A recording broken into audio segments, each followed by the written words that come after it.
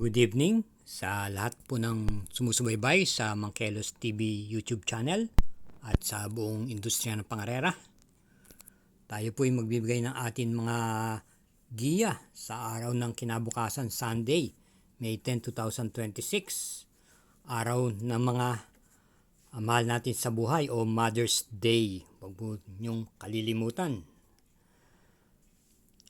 Meron pong 8 pangarera na inihanda ang management ng Metrotorp at katamtaman lang po ang mga nakarehistro, di gaanong kakapalan, at ito po ay magsisimula po ng alas 3 ng hapon.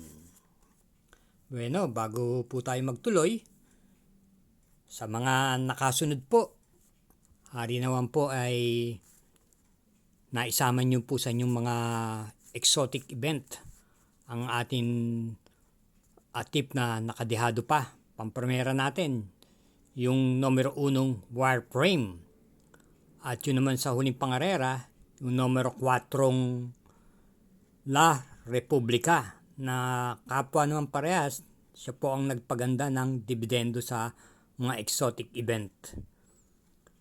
Hari naman po ay naisama nyo po at napakinabangan nyo pa rin po sa mga daily double forecast o trifecta.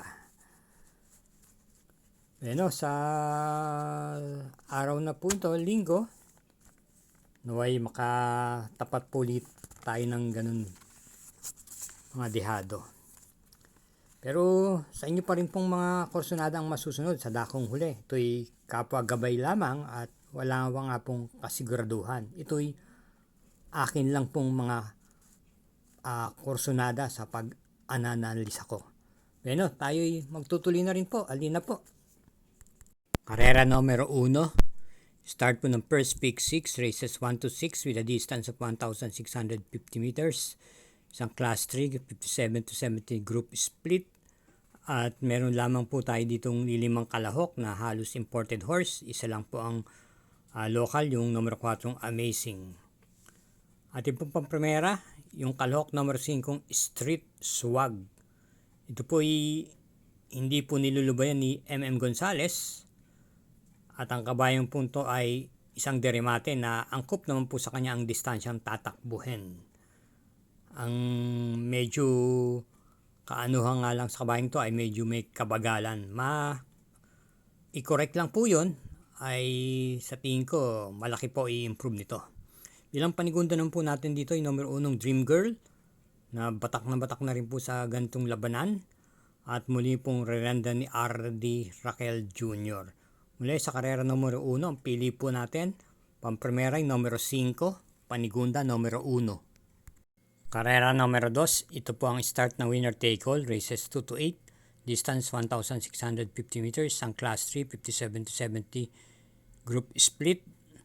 At meron po tayong 6 entries, all imported horses. Ating pong pili, pampremera, yung bagitong numero 2, Pirate, na kagaling po sa isang impresibong panalo sa kanyang barrier run noong last April 26. At ito po ay naurasan ng 1 minute and 40 sarado sa 1,650 meters. At bilang panigunda po natin dito, yung veteran na po, na nung kapanahonan niya po, siya po ang kinikilalang pangunahin imported. Maliban na lang nung nagsidatingan na po yung mga panibagong henerasyon ngayon. Ito po yung numero 3, Andiamo e Perensi. Ito ay papanubayan po ni JT Sarate. Meron lang po siyang 139.2 sa ganito ring distansya. Kaya muli sa karera numero 2, ang pili po natin pampremera numero 2 at panigundoy numero 3. Karera numero 3, start ng second peak 6, races 3 to 8, distance 1,300 meters with Super 6, isang 3-year-old and above maiden race for placers. At meron po tayong isang nakalahok dito, isang coupled numero 1. Pampremera, yung kalahok numero 5 I Told Mama. Ito po yung gamay po ni JT Paano. May taglay pong tuling tong kabayang to, at nung mga nakarang takbo niya ay maganda naman po ang kanyang salida at natitimbang po to. At bilang panigundo naman po natin dito yung kagagaling lamang po sa panalo sa kanyang novato race nitong nakaraan May 2, yung numero 9 Madam Edria. Ito po ay nagtiyempo ng 1 minute and 14 sa 1,200 meters. Same rider pa rin po, LC Lunar. At bilang panersera po natin, isama po natin numero 3, Hiroshi, na papatnubayan naman po ni JB Hernandez. Muli, sa karera numero 3, ang pili po natin, pampremera, numero 5, panigunda, numero 9, at panersera, numero 3. Karera numero 4, ito naman po ang start ng Peak 5, races 4 to 8, distance 1,300 meters. Isang class 4, group 42 to 56, split ang Mother's Day handicap race. Binubuo po ng 7 entries, isang coupled yung numero 1. Ang primera po natin dito, yung coupled entries numero 1, Obladi Oblada, ang rendahan po ni NJ Esteban at Amor Mi Amor ni RD Raquel Jr. Mas binibigyan po natin din dito yung Obladi Oblada na kagagaling lang po sa mga magandang takbo ng mga nakaraan kung saan natitimbang po siya. Ito po isang imported horse. At bilang panigunda naman po natin dito yung numero 7 Brig Leftover. Matagal-tagal na rin po itong napahinga o nagbakasyon, pero gamay po ni J.A. Pastoral. Ito po ay isang deremate. Kaya dito sa karera numero 4, ang pili po natin, pampremera yung coupled entries numero 1 at panigunda yung numero 7. Sa ating pong pagpapatuloy, huwag po tayong makakalimot na mag-subscribe. Pakishare na rin po at hit po natin yung like at notification bell button. Gayun din naman po, pakifollow na rin po ang Samut Sari Mangkelos TV FB page. Salamat po. Karera numero 5. Start po ng Peak 4, races 5 to 8, distance 1,300 meters. Isang class 5, 17 to 41 group split, 6 entries, isang coupled yung numero 3. Pampremera po natin dito, yung madidihado pa at balik pista, yung numero 5, Ali Yana. Ito po irerendahan po ni NC Lunar. At alam naman natin po ito ay may taglay pong tuling tong kabayang to at may tapang din po pag nasa harapan. Bilang panigundo po natin dito yung kalahok numero 4 Everlong. Papatnubayan po ni RC Simasio. Papakita na rin po ito ng buti ng mga takbo niya. May taglay din naman po tuling ito. Kaya para rin sa karera numero 5, ang pili po natin pampremera yung kalahok numero 5 at panigundo yung numero 4. Karera numero 6. Ito naman po ay may distansyang 1,300 meters.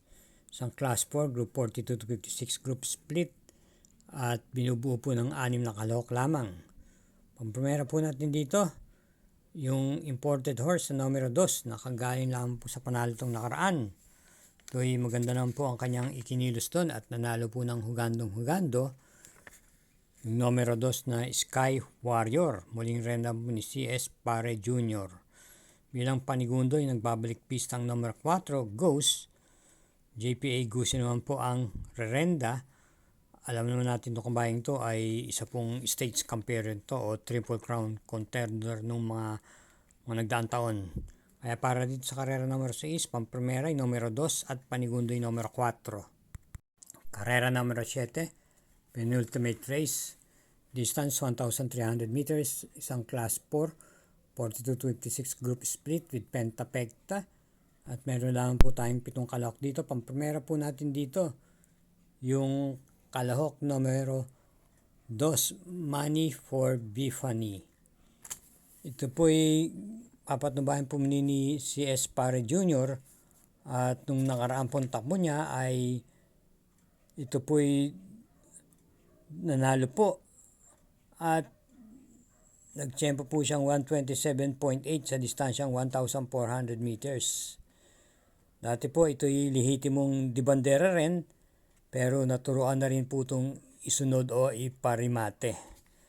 At bilang panigunda po natin dito yung numero 1 Animo Lasal na pinagkakatiwala po muli kay JL Paano ang renda. Bagamat di po maganda ang kanya pinakita nung nakaraan, at sa palagi ko yun ay nagsisilbing batak lang po para sa kanya at hindi man lang ganong iginalaw. Ito po'y may tuling din naman at pwede rin naman po itong i-remate. Kaya dito sa karera numero 7, ang pili po natin, pamprimera, yung kalahok numero 2 at panigunda yung numero 1. Karera number 8, last daily double, para tiyan po ng winner take all. Second pick 6, pick 5 at pick 4. At ito po ay tatakbuhin sa distansyang 1,300 meters. Binubuo po ng 8 kalahok at meron pong super 6 dito. Ating pong pamprimera rito, yung kalahok number 8 yung work from home. Angkop po naman sa kanya ang distansya at ang kanyang post position na nasa labas. Ito po isang deremate. At panigundo po natin dito yung kalahok number 7 Margo. Papanubayan po ni JB Guerra. Ito po pag may pagkakataon, pwede rin ang pong kukunin ang una nito. Pero mas deremate po itong kabayong to. Nung nakaraan po, hindi po masyado siyang ginalaw, kung saan dumating siya ng mga pang-8 o pang-9. Sa karera naman pong pinalunan po ni Sting. At bilang panersera po natin, isama po natin dito yung kalahok numero 4 spaghetting pababa na gamay naman po ni CP Enson. Last run niya po ay nitong nakaraan din lamang, noong last May 1, kung saan dumating po siya ng tersera pwesto kay Sting. Ito po ay isa rin pong deremate. Sa ulitin po, sa karera numero 8, ang pili po natin pamprimera numero 8, panigunda numero 7 at panersera numero 4. Okay, mga taga-subaybay, dito po tayo muling nagtatapos ating pagbigay itong linggo ng ating mga giya. Tulad ng akin sinasabi, bawat pagbibigay ko ng aking giya ay lagi po tayong mag-iingat sa ating pag-uwi. At gayon din naman po, hinay-hinay lang din po sa ating paglilibang. And thank you again for watching. Good luck po.